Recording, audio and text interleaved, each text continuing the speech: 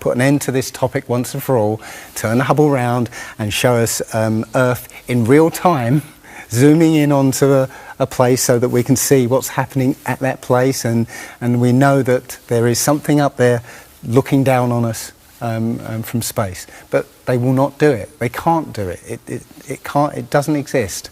It literally doesn't exist. It's all fraud. It's all fake. Pretty much everything NASA puts out is fraudulent.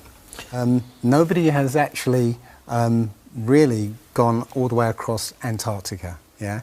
Now there are millionaires out there who could assemble the resources to make an expedition and completely go across and chart Antarctica and make a name for themselves, being the first person to do that. Yeah. But nobody ever does. Now you can actually measure the temperature of the moonlight next to the temperature of the shade of the moonlight, and you'll find the moonlight is colder than the shade, the opposite from the sun. So the moon is throwing out its own light, and that light is the opposite from the sun. Now, that tells you that it's not reflecting the sun's light. It's producing its own, and its light is different from the sun's. So, the scientific community have not told us this, because they won't tell us this because it destroys this idea that the sun is lighting up the moon. The other thing that's about the spinning Earth is looking at the stars. Now, directly above the axis of spin is the pole star, Polaris, directly over the North Pole. And we're told that the reason that all the stars spin around the North Star is because the Earth is spinning at 1,000 miles an hour. Seems to make sense, because if you put a long exposure camera pointing at the North Star, you'll see the stars will make perfect circles around, perfect star trails. The only problem is the Earth is also orbiting the sun at 67,000 miles an hour. The sun is moving, dragging the Earth and all the planets up that way or that way at 600,000 miles an hour. So why do we see perfect circles? Because that's the slowest speed, that's slowest motion in that mix. And yet the Earth is moving 67 times faster that way and 600 times faster that way. So you should see the stars do all sorts of strange motions, but you don't. You only see them make these perfect circles. That tells me that it's the stars that are moving, not the Earth. If a pilot is flying around the curve of the Earth, then he should be dipping the nose down. Every 5 minutes he should be dipping the nose down to stay around the curve. But the thing that really got me interested was, as you say, the gyroscope. In a plane there is an artificial horizon, and it's based on a gyroscope. And if you spin a gyroscope on a surface, it will want to stay upright. You can twist and tilt the surface as much as you like. The gyroscope will stay upright. So if a plane has a gyroscope and it starts following the curve of the Earth, the gyroscope would stay upright, which means the artificial horizon will start to roll backwards. But it doesn't. That's absolute proof that a plane flies over a flat surface rather than a curved one. Because I asked the pilot on my last flight, do you ever notice the artificial horizon rolling backwards? He said, no, but the artificial horizon has complex electronics in it to make sure it knows where it is on the Earth and it compensates. But I went to the manufacturer of the artificial horizon, and they confirmed to me that it's completely mechanical, nothing electronic in it whatsoever. So it's literally just a gyroscope that can freely move. So that right there is proof to me that planes fly over a plane. The problem is that we're taught as children, this ball Earth lie, And you know, you might ask as a child, you know, what about the people in Australia? You know, they're standing on the bottom of the globe, won't they fall off? And your teacher says, no, gravity. And you go, oh, okay. And you never go back to that question. But when you go back to it as an adult and start looking at it with a critical eye, right, the whole thing falls apart. As you say, the globe is spinning at 1,000 miles an hour. Neil deGrasse Tyson, who's a leading astronomer in America, tells us that the Earth is not a perfect circle, it is actually an oblate spheroid, it's squashed and wider at the equator. Yeah? So, znači, po-stesnet je na polovite, a po-širok je na ekvatorot. Exactly. So my question to him would be, why is there land at the equator? Because water will move more readily than rock. So if the Earth is spinning, the water will be collected at the equator.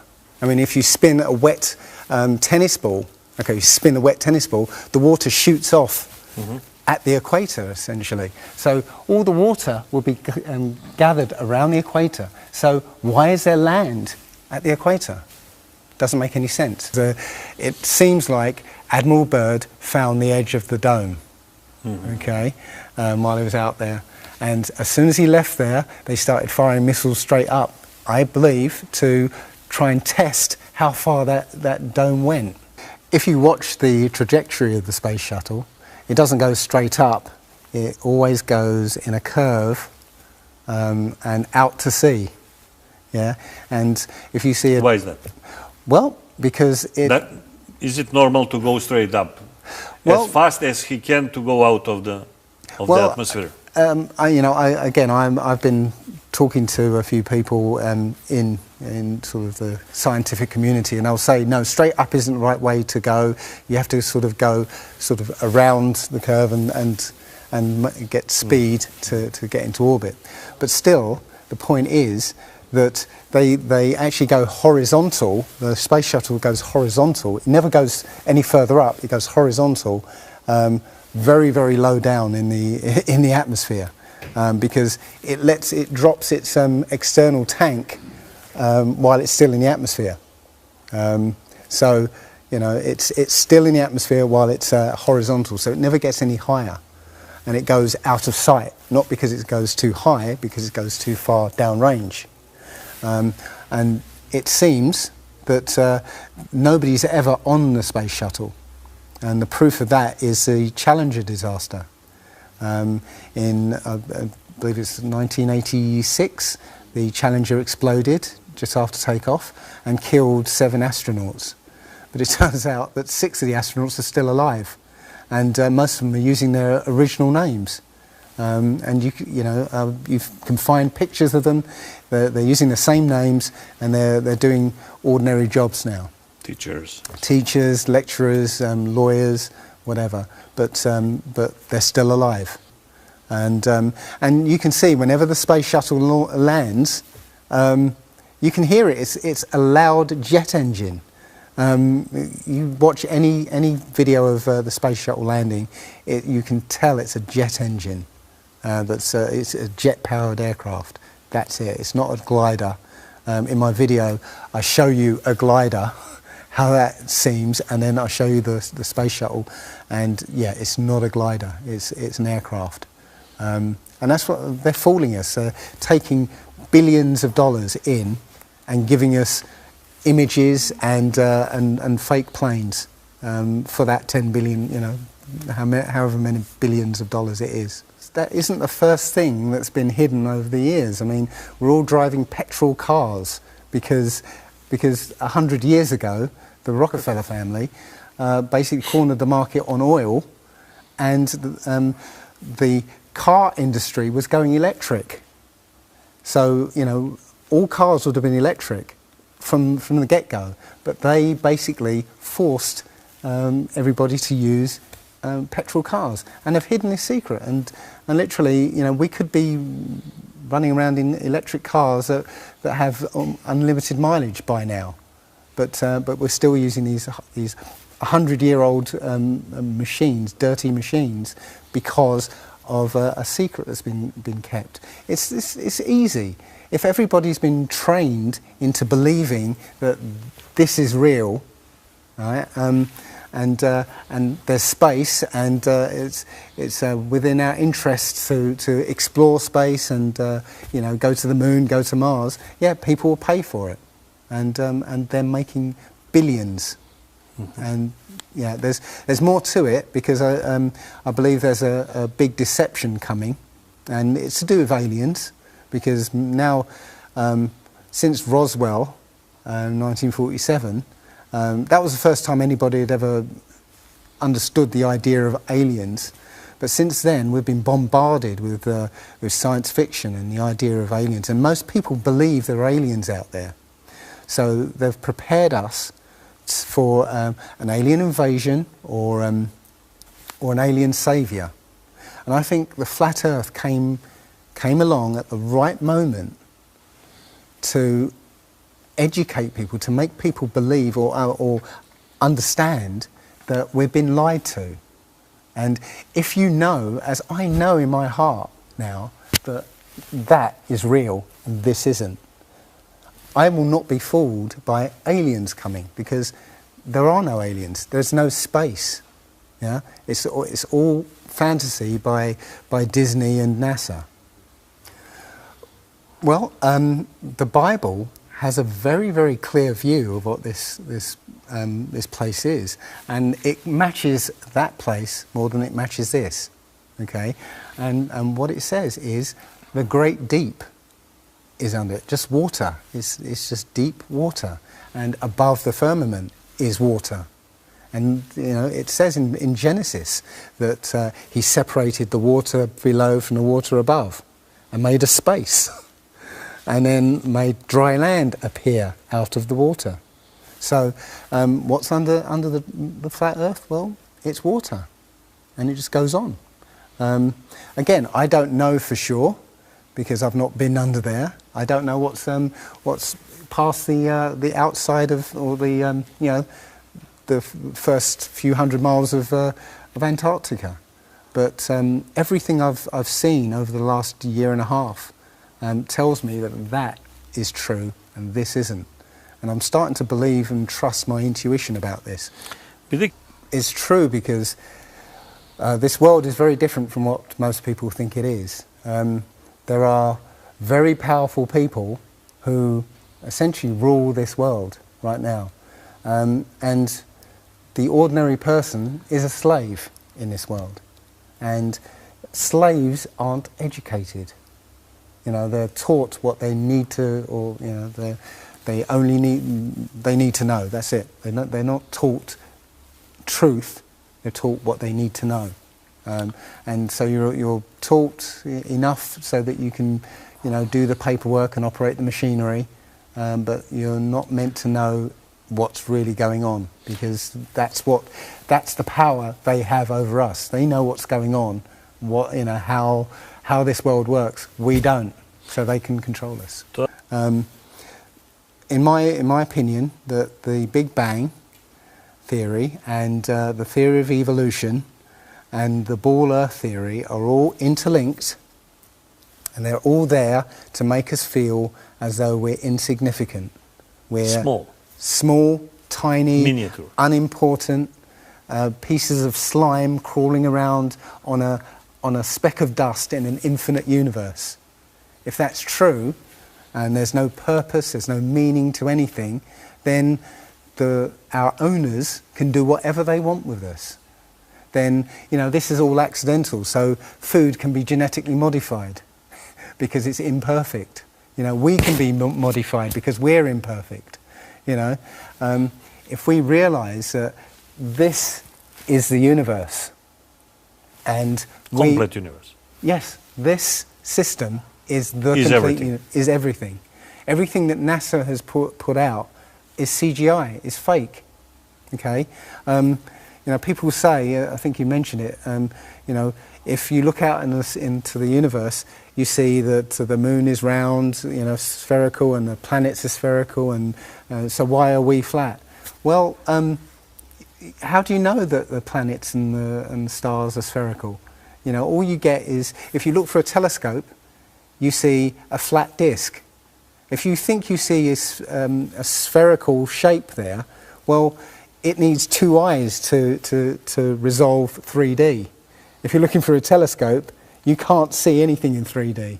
It's going to be flat anyway. So all you see is a flat blob of light. It's only NASA that's given you these beautiful pictures of so-called planets and stars. Yeah. So it's a fallacy to say, well, everything else out there is spherical, so we must be. You know, how this is special. You know, so why? It's like saying a basketball is round, so why isn't the court round? You know, it's a fallacy.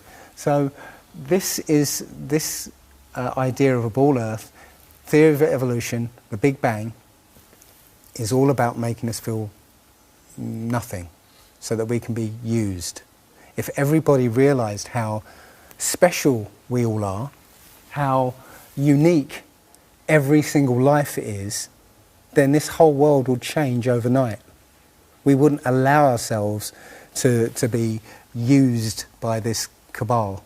We wouldn't allow this planet to be destroyed, because they're destroying it because, oh, it's just an accidental planet, one of millions. We've found other Earths, you know. Eventually, if this one gets too messed up, we'll go to another one. No, this is it. So if we all realise that, then we wouldn't allow all these things that are going on. It's all about control. There are a small group of people who want to control the world, and because there's so many of us out there, you know, they can't control us directly. They can't, you know, this small group of people can't, you know, come round to all of us and control us directly. So they must use our own minds, our own hearts and minds against ourselves. And this is what they've done. They've educated us into this world, into this globe spinning, you know, heliocentric Big Bang evolution world, which makes us nothing. And as soon as we change that, this is amazing, because when I first started looking, it was about 1.5 years ago, I looked on YouTube and there were maybe about 100 videos, not even that probably, and nobody was talking about it, right? And then over 2015, it exploded. There are thousands and thousands and thousands of people looking at Flat Earth now. And what happens is that you'll watch something or read something, and something will strike a chord in your mind, and you'll think, yeah, I've always wondered that.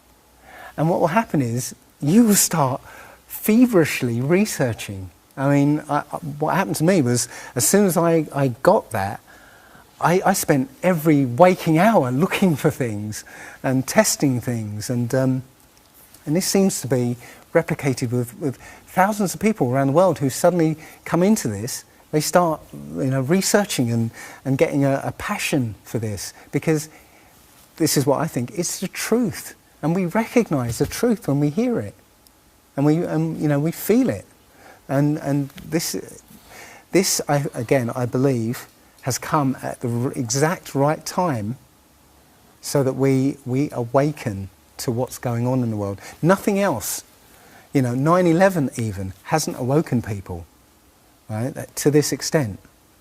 You know, for me, I've been an atheist for 40 years. From the age of 13, you know, I didn't want anything to do with God and Bibles and whatever and religions. And now I know for a fact there is a creator. There are only two possibilities. Either there is a God or there isn't. And both of them are terrifying. Yeah. If there isn't a God, then nobody's in control. We're hurtling through space, and there's no plan, and there's no nothing, and you know, that's terrifying. If there is a God, then we'd better find out who he is and what he wants and do exactly what he says. And it turns out that he gave us very specific instructions on how to live. And they're not rules as in, you know, laws that you know, that you must follow because you know, or put you in prison if you don't. No, these are rules to live by, to make a harmonious world. You know, don't harm anyone, don't kill anybody, don't steal from people. You know, don't covet people's items. You know, don't lie. Don't lie. I mean, these things are written in our hearts anyway. Yeah, but we're in a society that that legalizes all of the 10 Commandments. You know, the policemen and soldiers can kill. They're allowed to kill. Yeah, you know. Politicians can lie. They can lie. They are lying all the time. They're lying all the time. Police have been told that they are allowed to lie to try and get to catch somebody. Yeah, they're allowed to lie. Everything in the 10 Commandments is legalized in this society. That tells you who runs this society. Yeah. So yeah, this is a profound movement. I don't like using the word movement, but it's a profound shift in consciousness for people because, and like any other topic that's come out in the last few years, this one has made people realise that they've been lied to.